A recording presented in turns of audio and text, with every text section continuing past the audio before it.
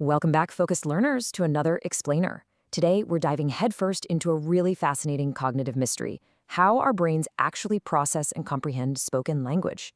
I want you to think about what's happening right now, at this exact second. I'm vibrating the vocal cords in my throat, right? And that pushes these invisible waves of air molecules across the room, into a microphone, through your speakers, and straight into your ear canal. It is, quite literally, total acoustic chaos. Yet your brain instantly takes those chaotic, raw sound waves and translates them into vivid thoughts, emotions, and meaning.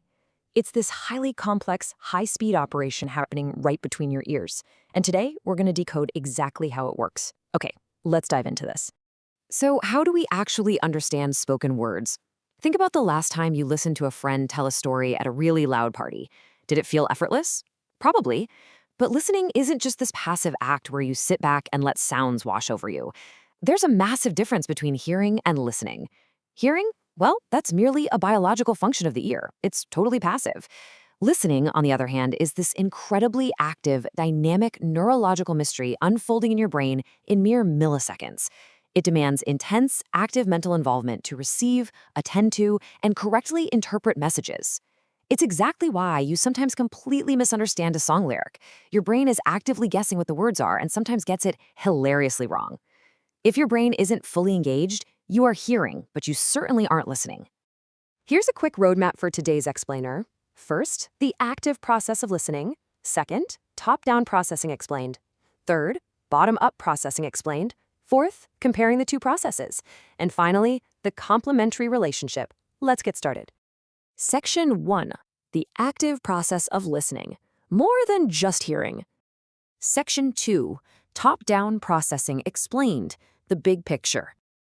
Okay, so top-down processing. This is a listening process where you use your background knowledge, context, expectations, and real-world experience to understand the overall meaning before you ever focus on the specific details. Think of your brain as a brilliant, incredibly efficient, but maybe slightly lazy predictive engine. The brain consumes a massive amount of our body's energy, so it's constantly looking for cognitive shortcuts to save power. When people speak to us at conversational speeds, which is upwards of 150 words per minute, processing every single syllable would be completely exhausting. So the crucial point here is that you're starting from the very top, your general understanding of the world, and working your way downward to predict the meaning. It saves you so much precious mental energy.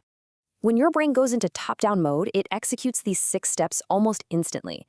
Imagine you're walking into your local coffee shop. First, you activate prior knowledge. You know you're there to buy coffee. Second, you predict the topic. The person behind the counter is going to ask for your order. Third, you use contextual clues. You hear the espresso machine hissing. You see the pastry case.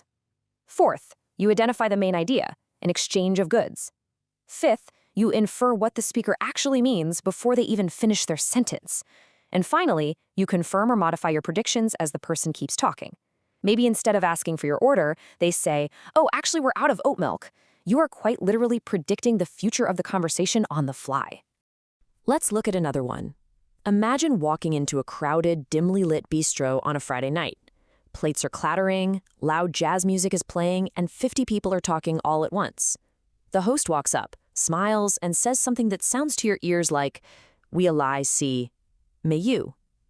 Because you're in a restaurant, your brain has already activated its background knowledge.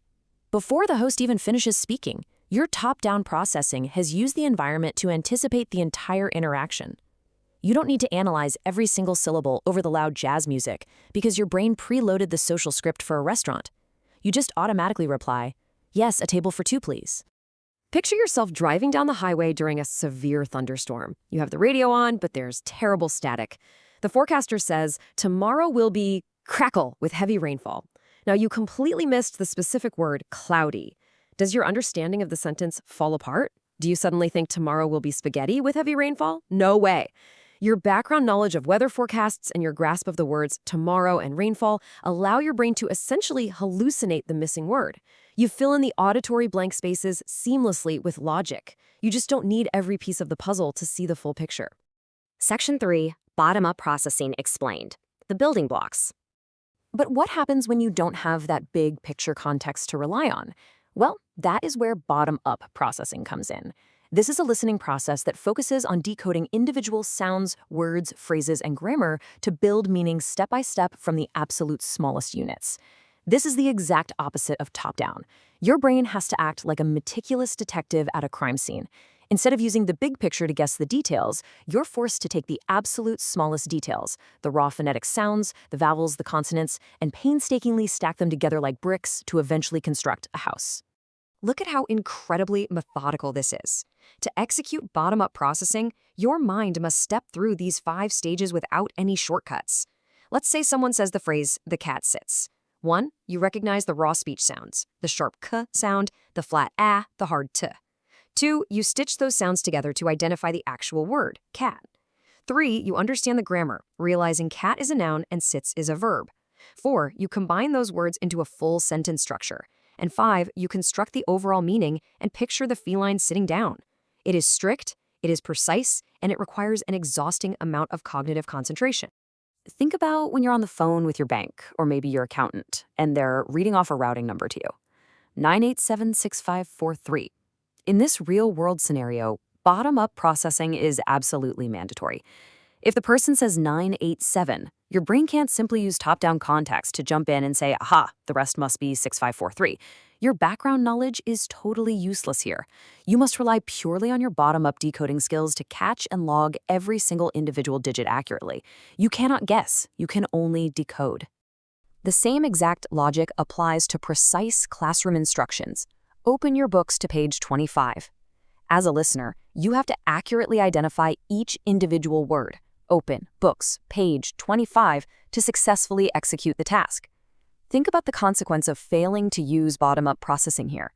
If you try to use top-down processing to just guess the page number based on the general vibe of the classroom, you might open up to page 50, miss the lesson completely, and fail the assignment. There are absolutely moments in life where you need the granular data.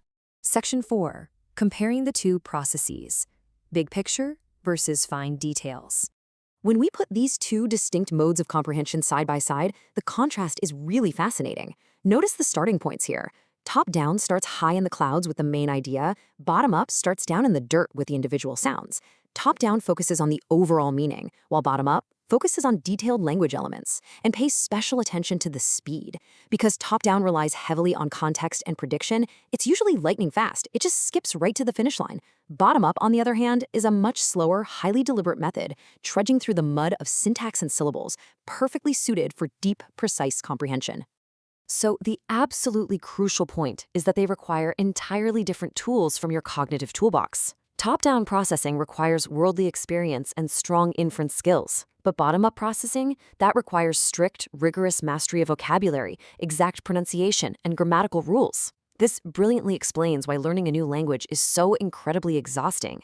When you sit in a beginner's Spanish or Japanese class, you don't have a top-down framework yet. You lack the vocabulary to predict anything. Therefore, you're entirely reliant on your bottom-up toolbox, forcing your brain to meticulously decode every single rolled R and unfamiliar vowel. No wonder language learners get tension headaches, right? Section 5. The complementary relationship, working in harmony. Which brings us to the grand finale. The big reveal here is that these aren't opposing forces fighting for dominance in your brain. They are complementary gears that turn simultaneously within every skilled listener's mind. Listen to this sentence. Due to heavy rainfall, tomorrow's football match has been postponed. When you hear a sentence like this, your brain performs an explosive symphony of neural activity. Let's break down this dual processing balancing act in extreme slow motion. In the exact same millisecond, two things are happening. Down in the phonetic center of your brain, your bottom-up decoding is hard at work, instantly recognizing the individual acoustic sounds, grabbing those key vocabulary words like heavy, rainfall, football, and postponed. But simultaneously, up in your prefrontal cortex, your top-down processing is accessing your lifetime of memories. It pulls up mental images of muddy cleats, flooded fields, and rainouts. You already know intuitively that bad weather causes outdoor events to be delayed, so you seamlessly stitch those individual bottom-up vocabulary words directly into your top-down understanding of the real world. It's a perfect, harmonious synthesis of micro details and macro context, happening so fast you don't even realize you did it. We've just explored the magical way your brain weaves together raw acoustic sounds and worldly context to create profound meaning. So, knowing this, how will you listen differently tomorrow? The next time you listen to a complex conversation in a noisy room, or better yet, the next time you sit down to study a new language, I challenge you to actively notice your own dual processing at work. Pay close attention to the moments when you're meticulously decoding the bottom up details, and notice when you're flying effortlessly high on top down context. That awareness, that is the true secret to mastering the active art of listening. Thanks for joining me for this Explainer Focused Learners. Keep exploring, keep questioning, and I'll see you next time.